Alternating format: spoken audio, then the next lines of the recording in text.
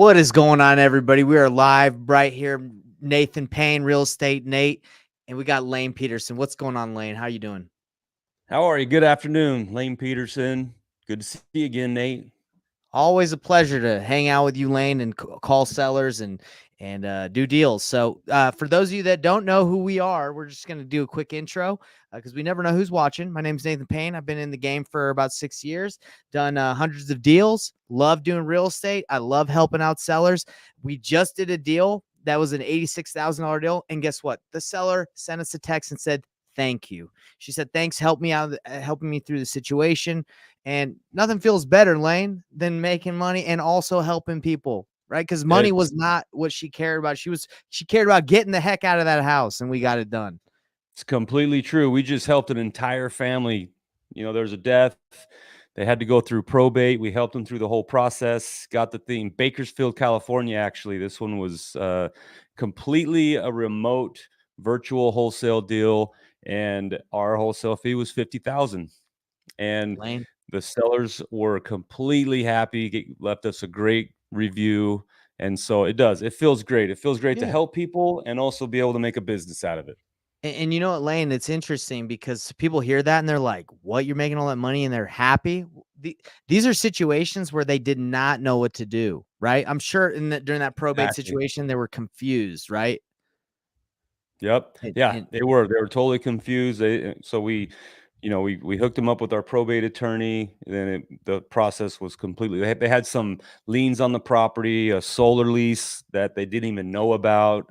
So yeah, walked them through the entire process, love it, and they were love it. completely happy with the price that they got. The home needed a complete renovation. It was a gut job, and so they were happy. You know what's really interesting too, Lane, is sometimes when we make those big spreads, it's because we find the right buyer. There's a ton on that deal that we had. Everybody was coming in way, way low, and then we just happened to find that one buyer that fit for.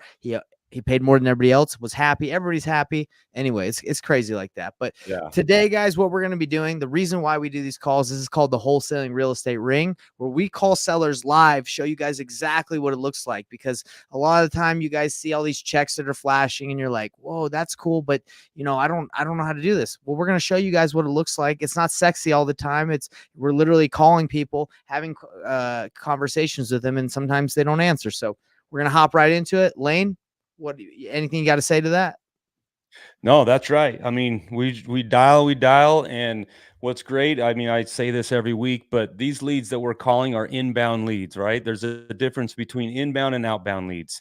These people have reached out to us. We do a lot of marketing, PPC, Facebook ads. They have found us, they filled out a form and, submitted their information. So it's a very warm lead. Outbound leads is cold calling, text messaging, and those aren't those take a lot more time to nurture and cultivate and take them to the closing table. So these are fairly warm leads, so they're a little bit easier phone calls than your cold call leads.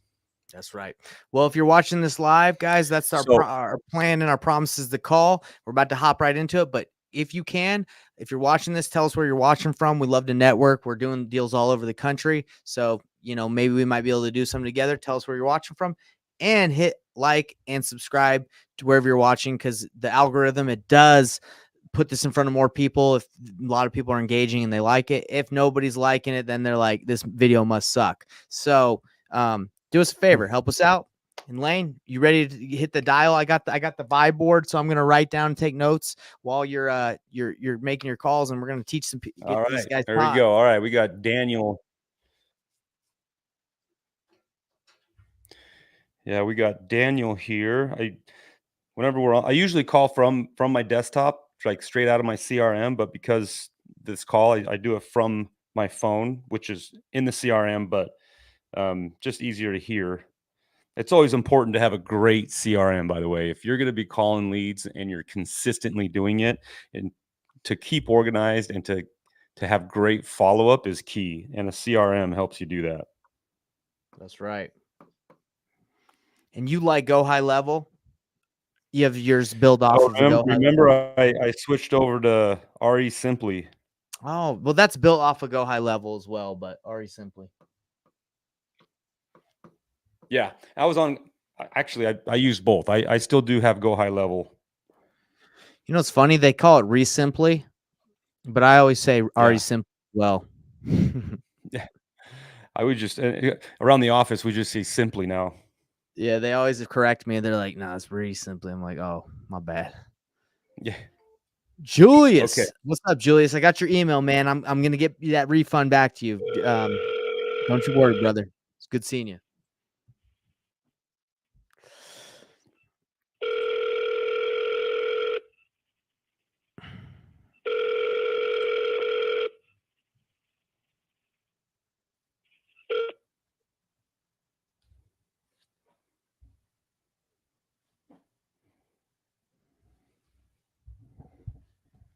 Hello?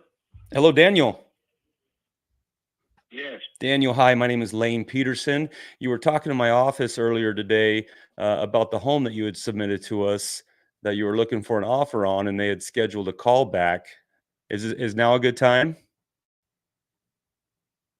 Um, yeah, it won't take a minute. I'm in the middle of something. Okay. Is it better to call you back, or Yeah, I just wanted to get a little bit more information? probably in the morning. Okay, I can call you in the morning. Yeah, but Okay. yeah, tomorrow morning.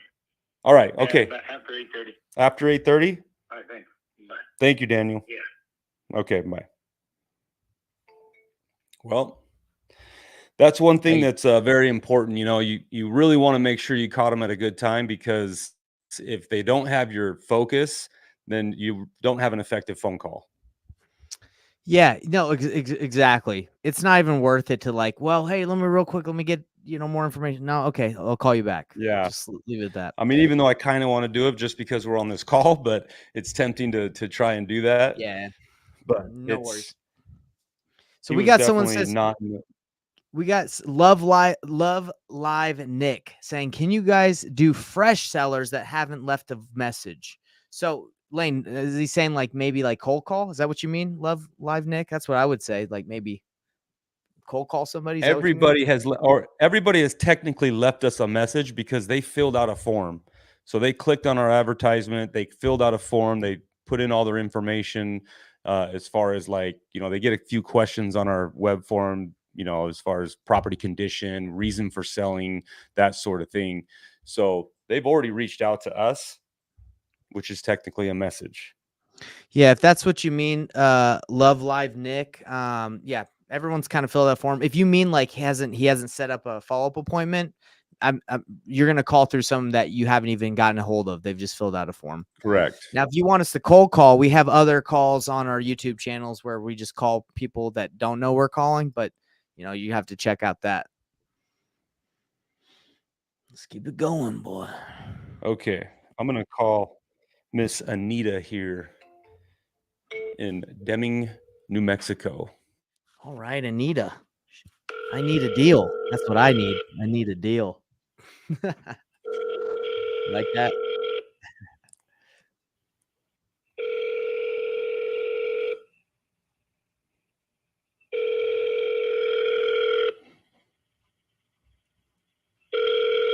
I'm sorry, but the person you called has a voicemail box. I need you to answer. Yeah, I need her to answer. Like a fresh Oof. lead. So some of these are fresh, Nick, in the sense that we haven't reached out to him. That's who he's hitting up. Try her one more time. Yeah, for everybody that's watching that hasn't watched us before, we always call 2 to 3 times, leave a voicemail, put them in a drip. It's the way to go.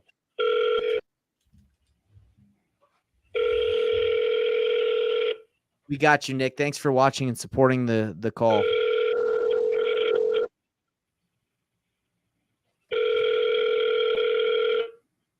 Hello? Hello, Anita. Yes, this is?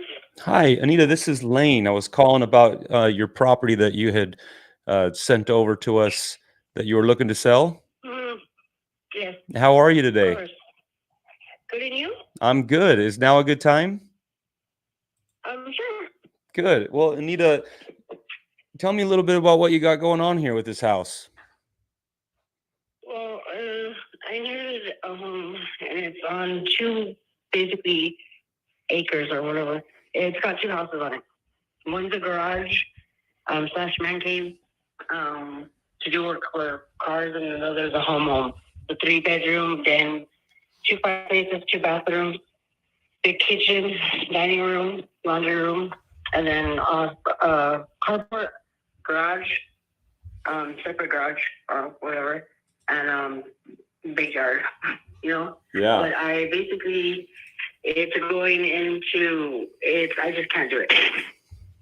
The house needs work and everything like that. A little bit of work, as far as like just paint and crap like that, and stuff like that. And I can't pay it. You know. Gotcha. I'm sick. I have cancer, so I can't do it.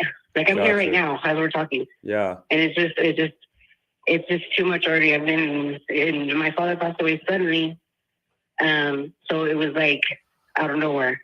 And all my money went to that because he didn't have none of his paperwork ready or anything like that. So here I am stuck with the loan, and I can't. It's the loan's at 40,000. It's like 39. Okay.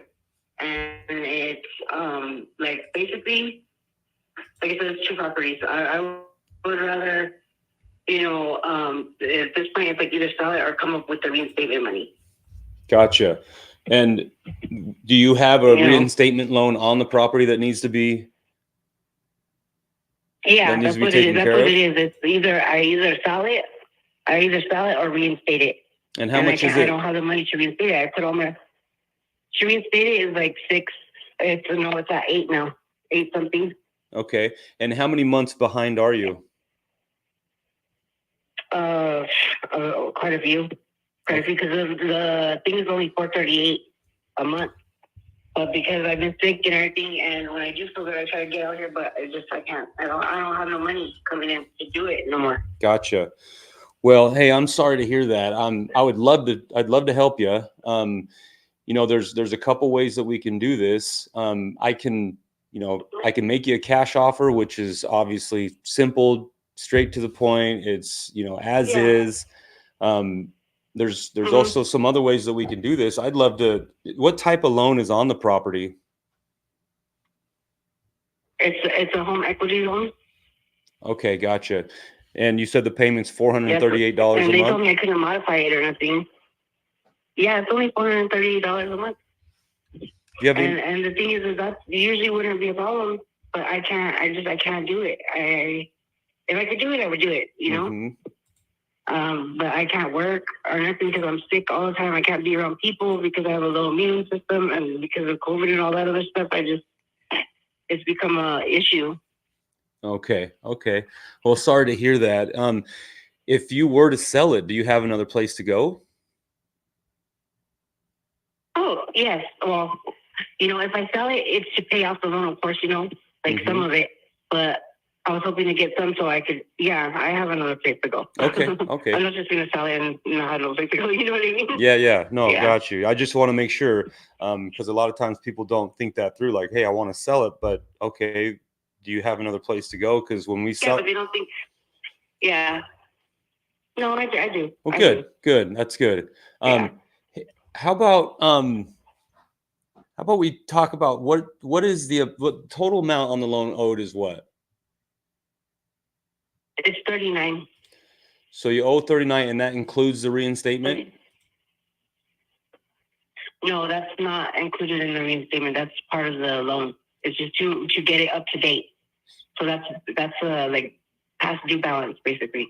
Okay, so 39,000 plus. 39,000 plus 8. No, it's only 30. Well, no, it's only 39. So the 8 that I have to pay is already out of the 39. It's a previous balance for the month that I haven't paid. And then after that, it's whatever's left. You know what I mean? Gotcha. But this is a past due balance. Yeah, right now, it's at 39. Yeah. So 39,000 total is what's owed. And then owed. after that, what's owed. Okay, perfect. And how much are you hoping to get on top of the 39? At close? To be honest, I would be happy with just 30.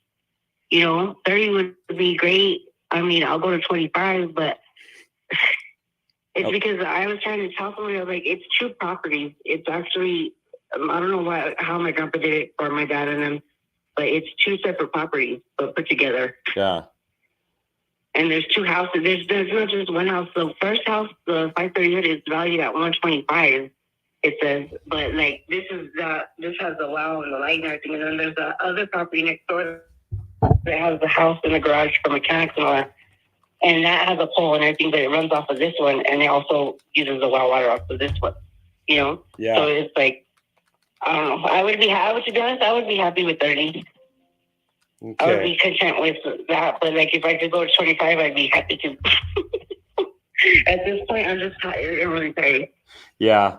And if I was to be able, I don't think I could do it. if I could get to that number, when would you want to close? As soon as possible, to be honest. Because it's just the sooner the better because I've been doing this since last year. I've been trying to take care of it. You know, trying to do it. And I'm just tired of it. I can't do it anymore. It's a lot of work, and I'm all by myself doing it. I don't have nobody to, depend on all the money I did have. Like I said, it went already into that, so I can't pay nobody. And it's a rural town. Good help is hard to find. Yeah. Yeah. No, I understand. So let me just tell you a little bit about how the process works. If I was to be able to get to an agreeable price, what we do is I send you our agreement. We all sign our agreement, right? And then I'll open escrow with the title company, and then we'll push it to close. They'll clear title for me, make sure the liens are all paid off. And then when we close, I typically expect the home to be vacant. But there are certain situations where the homeowner needs to close the house to get money in order to move. Is that the situation that you'll be in? No. No. There's pretty much, the house is vacant already. The house doesn't really have anything in it. The home doesn't. Oh, so you're not living there? Is where there's stuff.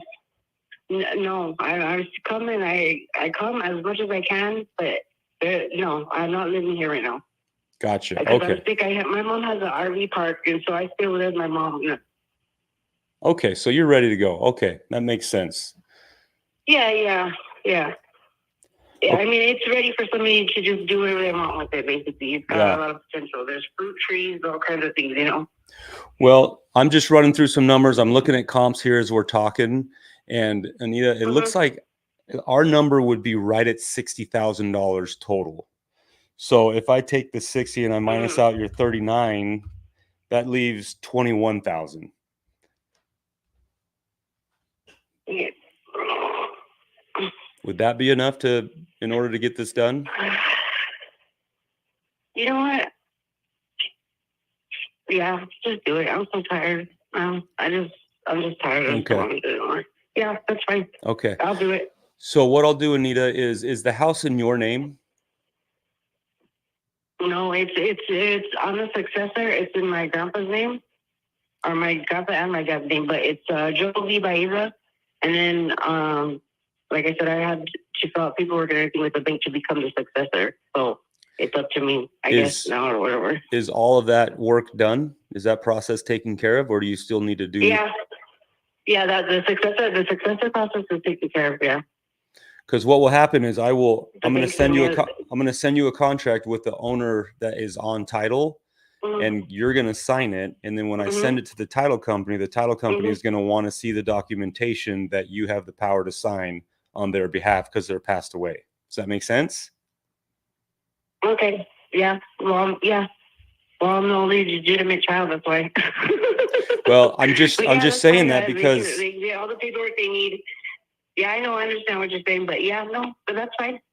Okay, perfect. All right. So what I'll do is I just don't know exactly if they need certain paperwork, but like my birth certificate or the paperwork from the bank. The title company will tell us everything that they need in order to be able to, have clear title with you signing on their behalf. So they'll tell us everything that we need. All right. So I just want to verify your email here. It's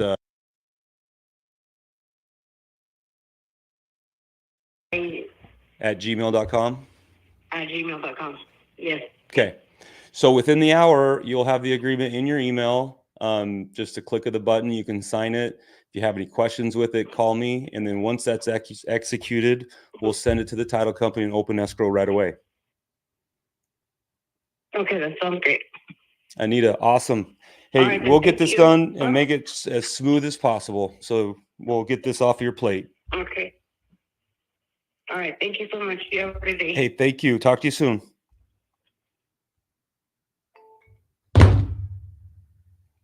Did we just get a deal?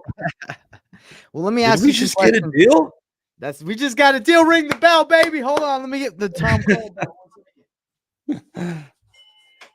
Oh yeah, baby.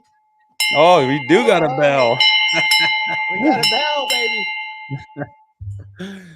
So this property, I should share my screen while I'm doing it, but this property is in Deming, New Mexico.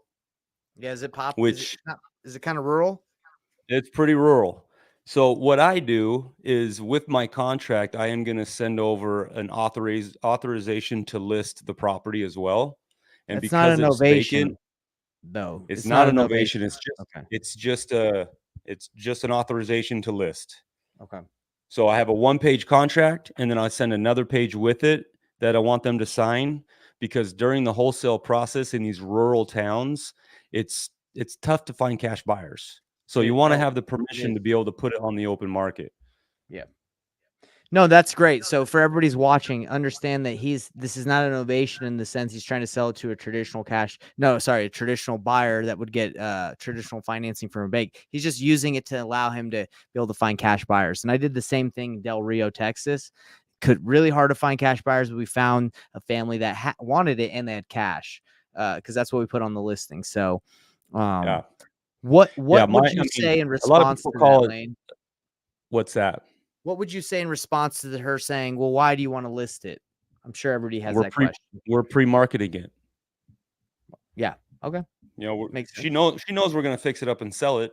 So what I do is I say, yeah, we and it's in my contract. My contract says, hey, you're giving us authorization to market this, throughout the escrow process. And so if that comes up, I'm like, yeah, we're pre-marketing it. I love it.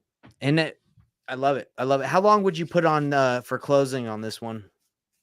I'm just gonna leave it at 30 days.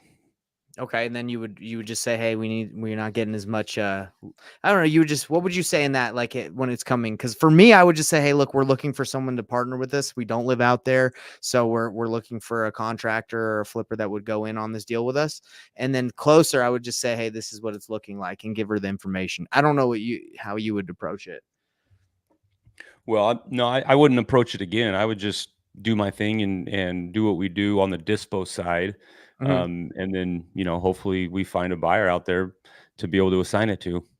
Well, no, I mean, like, I guess the way when I said approach it is like if I don't find someone for some reason, I would tell them, hey, that this is what's going on. We haven't been able to find someone to partner with. I don't know how you approach it, or do you just cancel them and just say, hey, no, we're not. No, I always make a phone call if we have to cancel. I do always make the phone call. And a lot of times if we go out there and this thing is really beat up, because I haven't seen it, right? And so once I get this signed agreement, I'm going to we have a nationwide mobile notary company that goes out and takes all of our pictures and puts a lockbox on it if we need it. And if it comes back and it's just hammered and, needs a lot more work than I thought, then I got to go have a price reduction conversation with her. Right. And at that point, if it's not going to work, I'll just let her know, then this just isn't going to work. Sorry. It's too much rehab. Guys, so check it out. The process that he's talking about, he's just getting it done. He's not asking too many questions because he knows he has to do a lot more due diligence. That's just what happens in real estate. Like, it's not like on this call, Lane is committing to buy this house. All buyers have to go look at the house. So he's getting the process rolling. Once he gets it under contract, he's going to go check out pictures and then continue his process. Is that right, Lane? Yeah, exactly. There's a big difference between a virtual buyer and a countertop buyer, right? Or belly to belly. If I'm belly to belly in someone's house, I'm here in the Phoenix, Arizona market. And if I'm going out to their house and I'm belly to belly and I'm walking the house and I'm there and I'm seeing it, I'll put up non-refundable earnest money, right? Because I'm there and I see it, and that's fine. But if you haven't seen it and you're going virtual, how can anybody expect you to do that? Right. Agreed. Well, we're getting some love from Just Julius. Just J Julius. He's saying Yeah. HOV Lane. Welcome back, Showing us Just how it's done. Julius. And what else we got? He's saying that you're a beast. He's loving it. And we're getting some questions here. How did people get access to your form? These are some questions for you, Lane. So what form? My contract or The my form where they fill out the lead info. I'm assuming that's what so you're talking about. I've got hundreds of different landing pages. I have a third party marketing company that handles all my PPC and all my Google AdWords and stuff like that. And they're the masters at it, right? They create a ton of different landing pages out there. When someone clicks on the advertisement, then it just goes to a web form, and then that web form drops it into my CRM. So I couldn't even tell you where to go. I mean, you can go to my website, which is 123closedhouse.com. You could fill out a web form there, but my marketing company is not driving all the traffic to that website. There's a ton of different landing pages that they use because there's different marketing tactics that they have. So anytime someone fills out that form, it drops into my CRM, and then we start dialing and calling them. Love it. I love it. Okay, so right here, we got one more question. This is a good one. Do you guys call DNC lists? Well, Lane, you're getting all incoming leads, so you don't have to worry about that. And that's only something you worry about with, when you do outbound marketing, right, Lane? Yeah. Yeah. I have stayed away from DNC lists in the past. I know other people that don't care. But I've stayed away with it. I've heard that some people don't care, but then they get hit with one, but then eventually somebody gets hit with like $1 million fine and it just wasn't worth it. So yeah, I've been threatened one time by a lady, and she was basically making a business out of it because other people here in Arizona, I'm really tight with a lot of wholesalers here, and a lot of them had gotten the same letter from this lady, and she was a lawyer that owned a house. And so every time she'd get a call, she would get their information and send out she was getting like, 5-10 a week and demanding $5,000 or she's going to take you to court. And so it was pretty funny, but nothing ended up happening with me. She was just threatening because we didn't do anything wrong, right? We were just, we're not calling to sell anything. I'm not selling solar. I'm not selling pest control. I'm calling to see if you want to sell, if you're interested in selling your home. Just like realtors, they want to farm a neighborhood, right? They call and just say, hey, you interested in selling anytime soon? That's right. Well, look at this one right here. What CRM do you prefer? We talked about this one a little bit earlier, Nicole, is our Resimpli. That's the one that we use, and it's built off of Go High Level. I have another CRM, it's painlesscrm.com. They're all kind of built off. The ones that I like are the ones that are built off of Go High Level, but they just all have different features.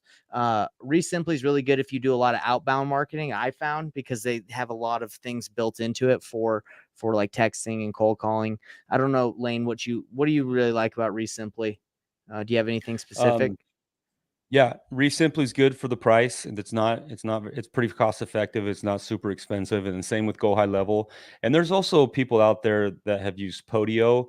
I know that there's some people that have been in the business a long time, and because Podio is like Go High Level, right? It gives you a base, and you can build off of that. And there's some people that have built a Podio CRM specific to wholesaling that is really good. So those are the three I have the most experience with. That's Podio, Go High Level, and Resimpli. Resimpli is already built out for you. So it's kind of nice that it's already built out. I've tried Salesforce, HubSpot. I've tried a lot of ones, and really what it comes down to is CRMs are great, but really, like, there's a lot of functionalities that these really expensive CRMs like Salesforce have, but you don't need it. You just really need a sweet follow-up system, drip campaign, and you need to make calls. Okay. A lot of people do focus a lot on the CRMs, and it doesn't replace hard work. You got to take action, It just really, follow-up is key. That call I just made right now, she didn't remember who I was, but she had reached out to us like months ago. Wow. And so I called her acting like, she didn't know who I was. They never remember, a fresh phone call, right? but They don't remember. they usually don't close. They usually don't. It's usually not a one call close, right? Yeah. So follow up is key. Well, Lane, Okay, so I got another guy here. Yeah. you want to give it another shot? I was gonna say we go 30 on this call, but you want to keep going, bro? You feeling the juices?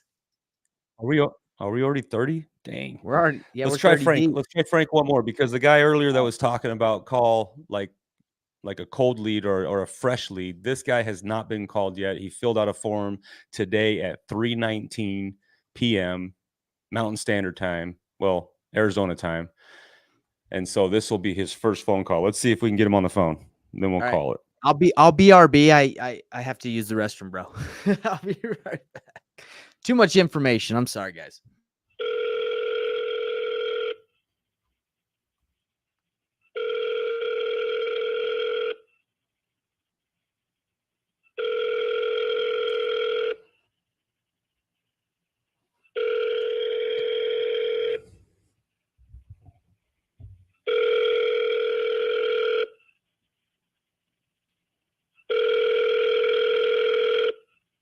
Trying to reach is not available.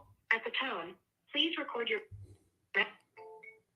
So like Nathan mentioned earlier, I usually call back to back. That I used to do it 3 times. 3 times might be a little excessive, but I always do that before I move them over and send them a text message. And this is what's great about a CRM, right? This guy filled out a web form, it dropped into my CRM, and he immediately got a text, and his name's Frankie.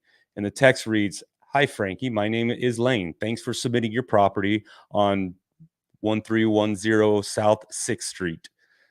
We will be calling you shortly to get some more information from you. Watch for a call from this number." So he's aware that we're calling. And so it's always good to have a CRM that'll automatically do that for you, because you can program those pre-written text in there.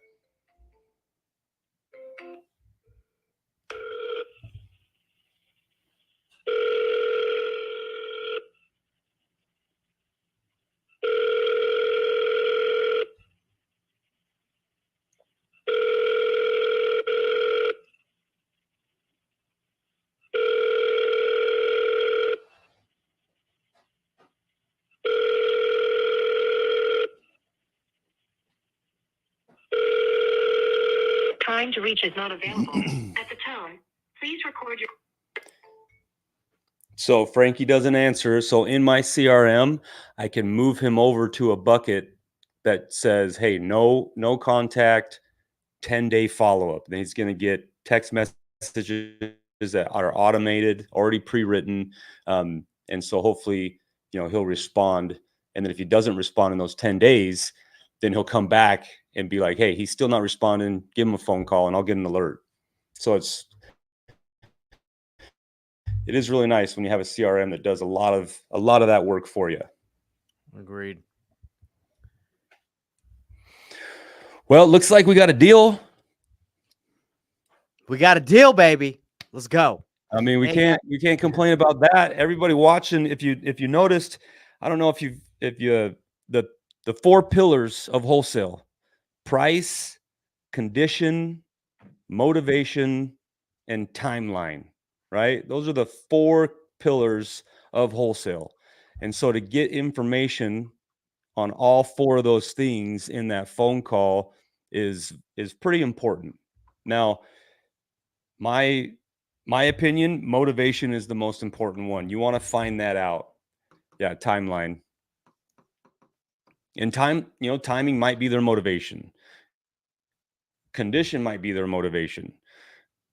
A death in the family.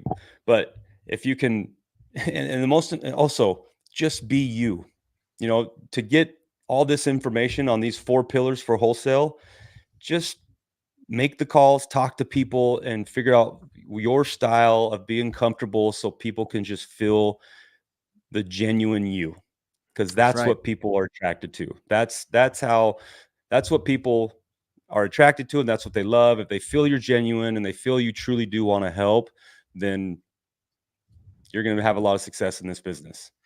Yeah, it's the speed of trust, right? Like if they can feel that you have their best interests in mind. And when you, not that you're playing it off, when you really do have their best interests in mind, that's when you skyrocket. Like when you really genuinely want their success more than you want money, that's when this business becomes really, you do really well. Because I've had to tell pretty much, I tell every seller, go list the property. You're going to make more money. You're going to make more money if you just go do it all yourself. And many times they're like, oh, I don't want to do that. I want it done. I want it done for me. I want it easy. So we're like, okay, let's go. So we're always telling them their options. We're not hiding anything, like crossing our fingers until the close date and hoping they don't figure out like something else, right? Like something that we've held back. That's just not how this business works. Yeah. I mean, the concept of wholesaling is pretty simple, right? That's why the name of my company is 1, 2, 3 closed. Like we just did. You find a motivated seller, you write a contract on that home, and you sell the contract. 1, 2, 3 closed. That's simple in and of itself, right? But then now to make a business out of it, that's what people struggle with. And so anyway, so communication, like we're talking about, is key in this business. I'm going to be in constant communication with Anita. I can tell she's under a lot of stress. She's got a lot of anxiety. She's got a lot of stuff going on, and this house is just causing even more stress and anxiety in her life. So my team will be in communication with her all along the way. And if something happens and this condition is just awful and I can't do anything with this house, the best thing I can do is communicate with her and not just go dark. Don't go dark on people. That just that ruins our industry, our name in this industry, right? That's why wholesalers, a lot of them do have a bad rap, because they're just getting in the business. They tie up a deal, they're like, yeah, and then they realize they overpaid for it, and they don't know how to have that conversation with the seller, and so they just go dark. Exactly. Well, one last thing I wanted to add is the price can be kind of deceiving when it comes to the 4 pillars, right? Like a lot of the times people will say, I want what Zillow says, just because they're not going to lowball themselves, right? They don't even know what that house really is worth, so they just say a number. So if someone ever gives you a high price, don't ever be like, oh, they're not motivated, right? But obviously it is an indicator if they're like, yeah, I know the house is in that good shape, I would take this, and it's right in the money. That's when you're like, okay, they're motivated. They already know. But a lot of times people don't know. So anyway, I just thought I'd add that. Hey, it was a good day today. And remember, hey, if you're in this business, you're in this business to help people. These people are coming to you because there's an issue. They have something going on in their life that they need help with. So help them. Don't just try and make all the money you can and screw somebody over. I mean, genuinely find a solution that works for your business and works for this homeowner that is in duress and is having problems. I would say there's probably not a lot of people that have been in this business for a long time who have that mentality that they screw people around. Maybe there's the fly by nights that like get in, they do something, but you don't last. You don't last in business being dishonest, not being, not working ethically. It just doesn't work. So anyway, for people who've been in business for a while, that's how you do it, guys. You're welcome. JW's giving you a shout out, Lane, saying you got the wisdom and the motivation. And I got a quote about wisdom. It takes time to ripen. Wisdom is the fruit that takes time to ripen. And, so guys, you got to take action. It takes time. If you want to get it, you want to get wisdom like Lane's got, he's been in it for a long time, Yeah. Been going for it. Love you all. Go out there and do good things. Help people. All right. Catch you guys later. Have a great day. Bye, everybody.